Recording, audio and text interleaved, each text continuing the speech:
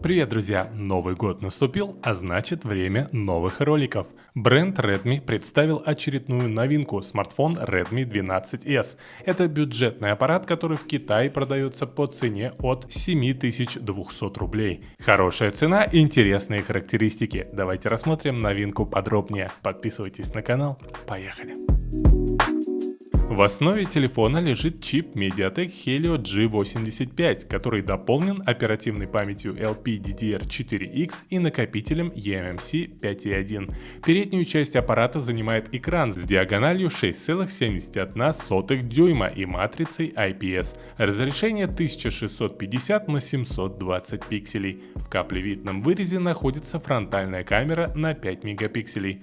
Блок камер на задней части включает в себя основной сенсор с разрешением 50 мегапикселей и вспомогательный модуль на 2 мегапикселя. Сканер отпечатков пальцев тоже встроен в блок камер.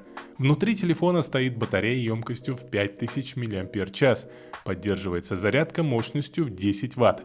Толщина корпуса 8,77 мм. Вес 192 грамм. Есть поддержка Bluetooth 5.1, разъем 3,5 мм, громкий динамик и тройной лоток под SIM и карты памяти microSD аж до 512 гигабайт.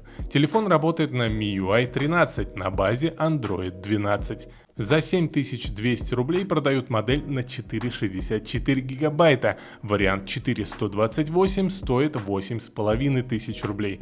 Также есть версия на 6,128 за 9600 рублей в Китае, конечно же. Ждем адекватных цен на AliExpress. Напишите в комментариях, как вам новинка. Спасибо за ваши лайки, подписывайтесь на канал, подписывайтесь на мою группу в Telegram, где я публикую самые выгодные цены на технику с AliExpress и Яндекс.Маркета. Впереди много интересных новостей и обзоров. Пока-пока.